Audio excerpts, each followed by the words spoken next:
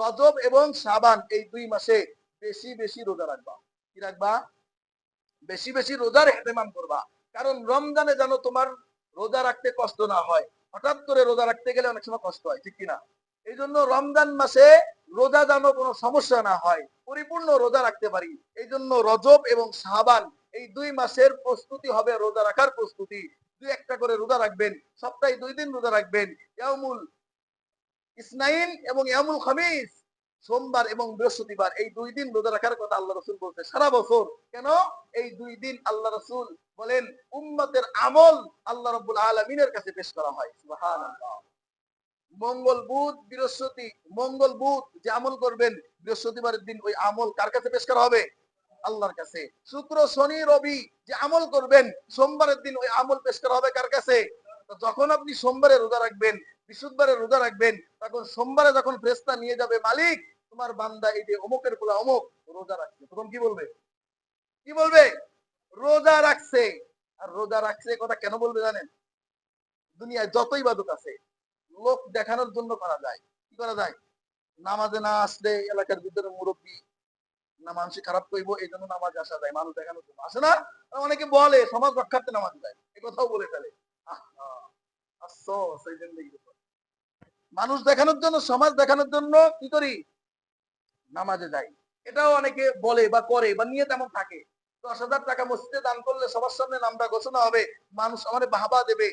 এজন্য দান করা যায়। তাই কিনা? কিন্তু রোজাটা একমাত্র দেখানোর জন্য হয় না, একমাত্র তার সন্তুষ্টির জন্য। আল্লাহর সন্তুষ্টির জন্য। এই জন্য সোমবার আর বৃহস্পতিবার রোজা রাখতে বলছে যেন ফেরেশতারা আমলনামাটা নিয়ে মালিকের কাছে যে প্রথমেই বলে মালিক অমুকের পুত্র অমুকের আমলনামা নিয়ে আসছি সে একজন রোজাদার। সে আজকে রোজা রাখছে। রোজা কার জন্য রাখছে? লিওয়াজহিল্লাহ, রিরিদাল্লাহ। এই মালিক তোমার সন্তুষ্টির জন্য রোজা রাখছে। কাউকে দেখানো যায় না। না খেয়ে থাকলে কেউ পেটে হাত দিয়ে বোঝে না, মুখের দিকে তাকায় কেউ বোঝে না যে না খেয়ে আছে। আল্লাহর জন্য রোজা রাখতেছে। এই জন্য এই আমলটা মালিক তোমার জন্য বলে যা এই ৩ দিনে যদি কোনো গুনাহ হয়েও থাকে এই রোজার বদলে আমি মাফ করছি।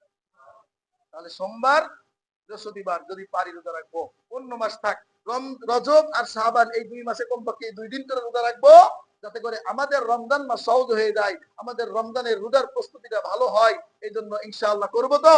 তাহলে আমরা দোয়া করব এবং রোজার প্রস্তুতি নেব এবং আমাদের মা বোন যারা আছে বাসায় যারা শুনতে পারছেন এবং যারা শুনবেন না আপনারা যা বলে দিবেন যে যদি রমজানের রোজা কাজা থেকে থাকে, মা বোনদের তো রোজা কাজা হয় না? ওই রোজাগুলো যেন অবশ্যই এই রমজান আসার আগে কাজা করে নেয়। ওই রোজাগুলো কাজা করে নিবে। কারণ এই রোজা এসে গেলে ডবল জরিমানা।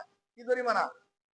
মা বোনদের যে রোজা কাজা হয় এই রোজা যদি পরবর্তী রোজা না আসার আগে যদি না রাখে তাহলে এই রোজার বদলতে এই রমজান পার হয়ে যাওয়ার পরে রোজা রেখে দিতে হবে এবং জরিমানা ফিদিয়া দিতে হবে। বুঝছেন নি?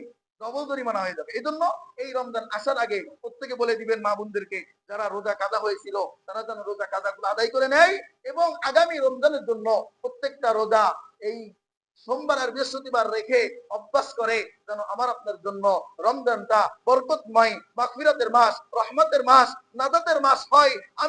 আমি গোলাম, আপনি গোলাম যেন মালিকের কাছ থেকে রহমত, মাগফিরাত, নাজাতের অধিকারী হয়ে রমজানেই বিদায় নিতে পারি। বলেন আমিন। মৃত্যুটা যেন রমজান মাসেই হয় বলে আমিন। নামাজ অবস্থায় হয় বলেন আমিন। সেজদা অবস্থায় হয়, শুক্রবারের দিন হয় বলেন আমিন। ওয়া আখিরু দাওয়ানা আলহামদুলিল্লাহি রাব্বিল আলামিন। আসসালামু আলাইকুম ওয়া রাহমাতুল্লাহি ওয়া বারাকাতুহু।